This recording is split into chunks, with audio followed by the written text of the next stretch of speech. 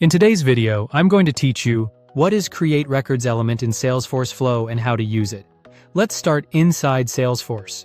First, sign in and open Setup from the gear icon. If you see an option to open the Advanced Setup area, go ahead and click that so you're in the full admin workspace. In the Quick Find box, type Flows, then open the Flows page. Click New Flow to build a new automation. From the options, choose Triggered Automations, and then select Record Triggered Flow. This type of flow runs automatically when a record is created, updated, or deleted. For our example, set the object to contact so the flow will react to changes on contact records. Now you'll see the flow canvas. Click the plus icon to add an element, and pick Create Records. This is the element that actually inserts a new record into Salesforce for you. Think of it as the flow's way to perform an insert without writing code. You choose which object to create, define how many records you want, and map the field values.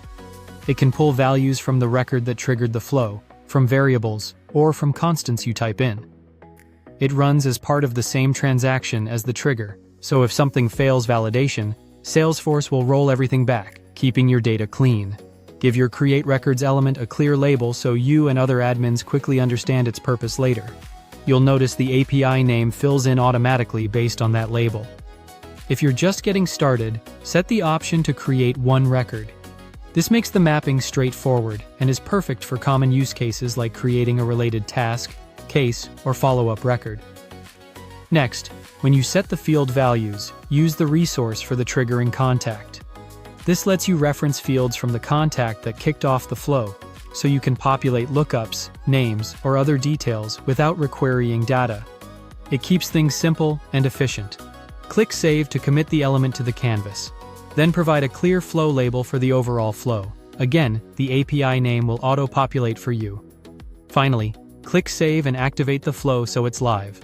Once activated, your flow will run when the contact record meets your start conditions, and the Create Records element will generate the new record exactly as configured. That's it.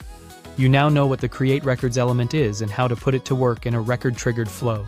If this was helpful, subscribe for more.